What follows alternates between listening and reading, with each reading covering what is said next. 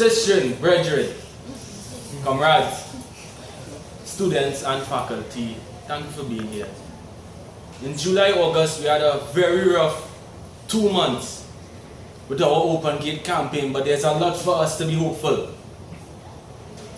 We have changed the way we students think about developing independent opinions, articulating their views collectively, and the ever-resourceful Farina Aladdin has made this event possible as the outcome of our efforts.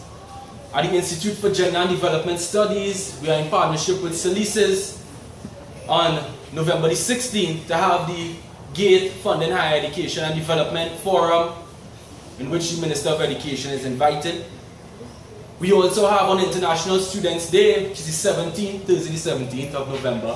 Dr. Gabriel Hosang is leading an activity on student activism and their role in society. But one day, when I was sitting on the faculty steps of Humanities and Education, as I shouldn't be doing, Joshua Hamlet, law student at Hewden Law School and campaigner during July, August, he asked me the question, what if the conversation is not about GATE? And this question forced me to reflect on the issue as one that moved well beyond local government funding programs to a broader engagement with the discourses in the global political economy. And in this presentation, I illustrate the ways in which neoliberal discourses and rationalities have shaped the way we have come to understand what GATE is, what GATE shouldn't be in Trinidad and Tobago, and the broader issue of funding higher education, and I am against that logic. The very idea that the university education and higher learning institutions is classed lets us understand how this enterprise is very much an elite enterprise. At the same time, in different phases in Caribbean post-colonial development, education was a vehicle through which social mobility was possible to escape a life of illiteracy, poverty, and what is deemed as unskilled labor. Generations of children with a robust work ethic, like my mother and father, would have worked hard to make this possible.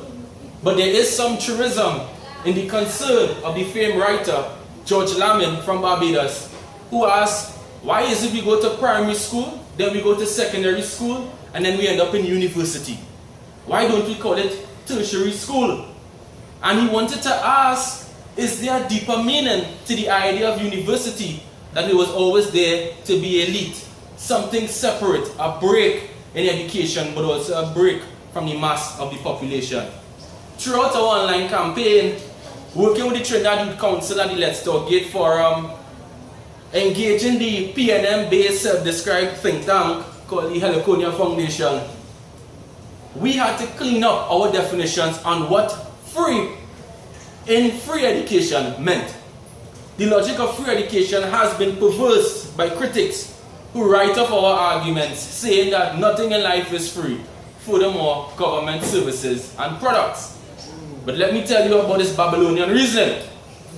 We possess the intellectual maturity to go and say that we are not saying free is the absence of price or burden, but in fact free refers to access.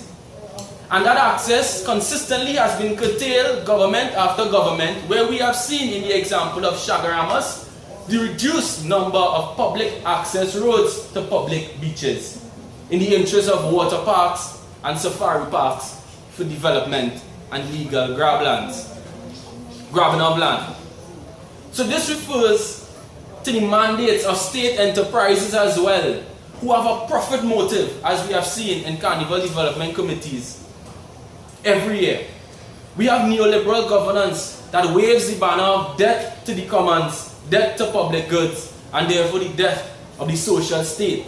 And as Senator Mike Coppin shared on TV6 in a budget forum, the government give people free education, they give them free healthcare, what else do they want? He wonders what more can they give?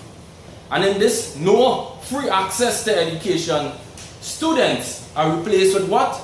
Clients and customers who consume education services.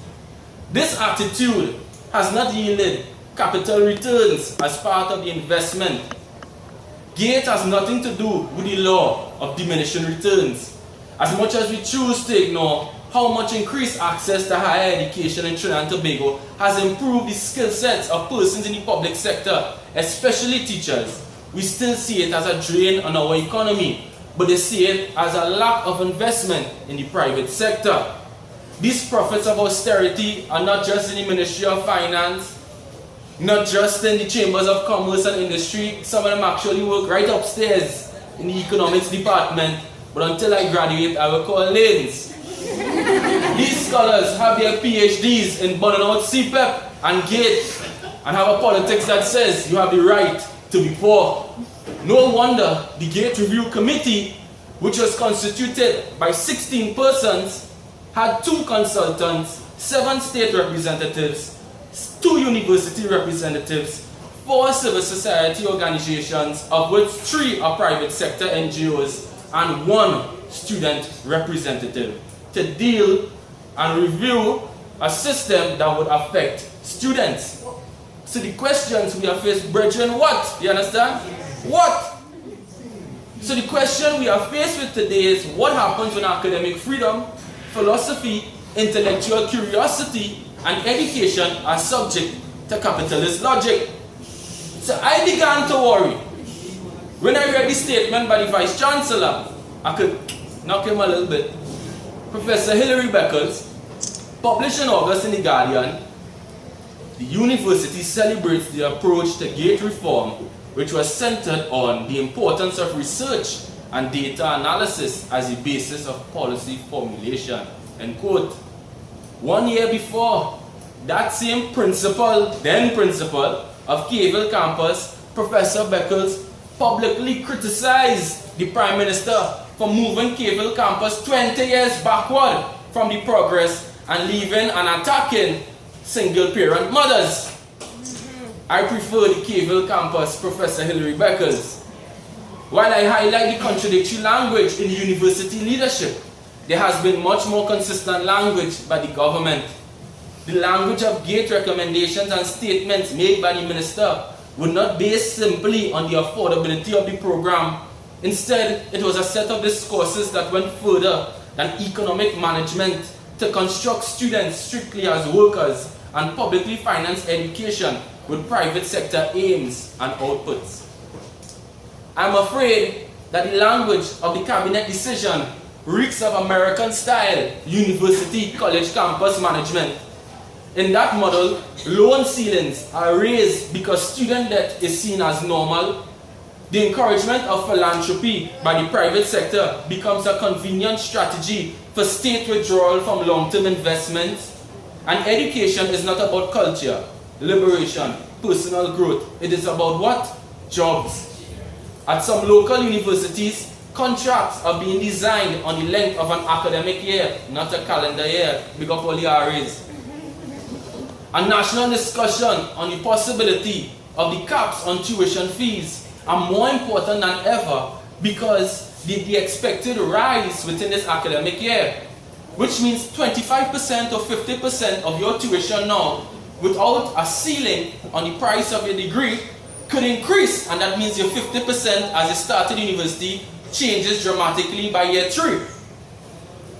So, when we think about the USSC advocating for tuition, sponsorship, right, and the government paying for all fees, a number of persons had responded and saying the changes weren't too bad.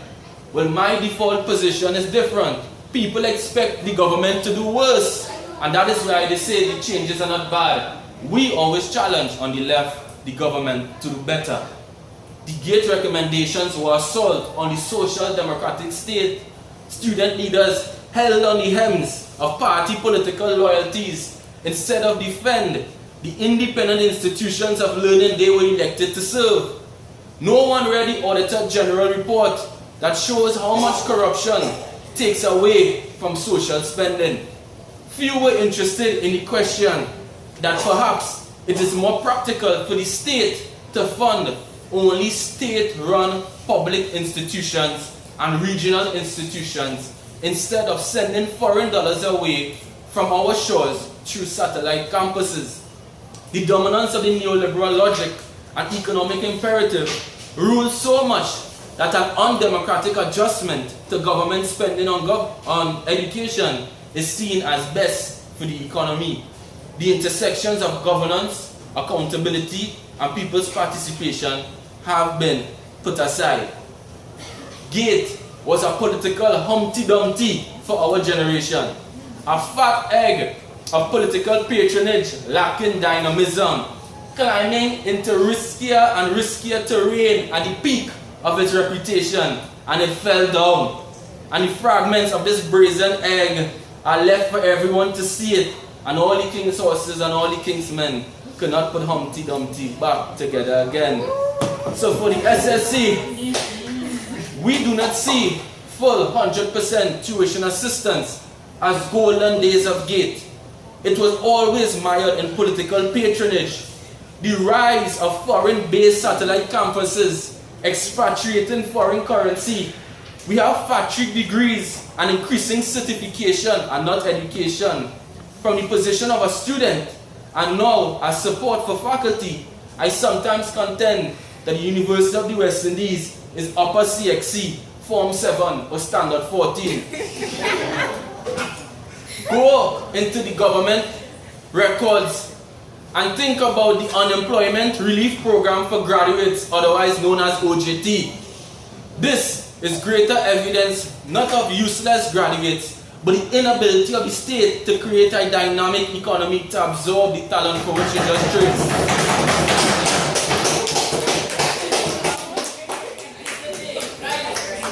In another forum, we will discuss labor distortion that OJT has created.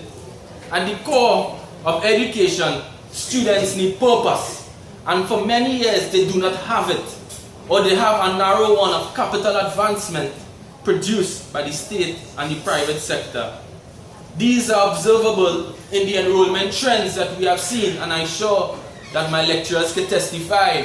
Where there's economic insecurity, students shy away from creative and dynamic areas and retreat to traditional sectors. University enrollment shows increases in law, engineering, and medicine, but also the injurious decline to the humanities and education. I feel it all the time when students see gender studies, history, literature, and philosophy, and they ask, where I will work with that? The elephant in the room is that our society today also, it does what? A larger tenderpreneurship class who tender their way, get quick money, the real ones who get rich or die voting for UNCOP and live off of state contracts. Corruption. Corruption is a crime that makes ordinary people unaware that they are victims and who is the victimizer. For this open forum on sociology, as social scientists, we should reflect on the following. What room is there for policy space, as Brian Meeks would call it, in a debt economy as it relates to sustainable social sectors? We may also ask, what are the implications, especially gendered implications, for the erosion of the social democratic state, for neoliberal modes of governance in the contemporary Caribbean? Next, we may ask, what are the ideological underpinnings of this buzzword called knowledge economy, keeping in mind that we have a drive for a knowledge society, of professionalism, skilled workers, less critical thinkers, and an investment in university education, but a primary school and secondary school system that continues to promote docility and rote learning en masse. In all my years as a university student, I have never known a more single important battle in the defense of a philosophy of education to produce critical thinkers, proud and active citizens. I believe that a university can and must be a site of resistance. We know the constraints and vulnerabilities of Caribbean economies best. But just because we work the global plantation economy, it doesn't mean that our minds have to be colonized. It is only when you are able to see through the myths, you are able to critique the economy, governance, good policy, what old people say as common sense. Then we begin to understand the conditions upon which students make their choices. Thank you very much.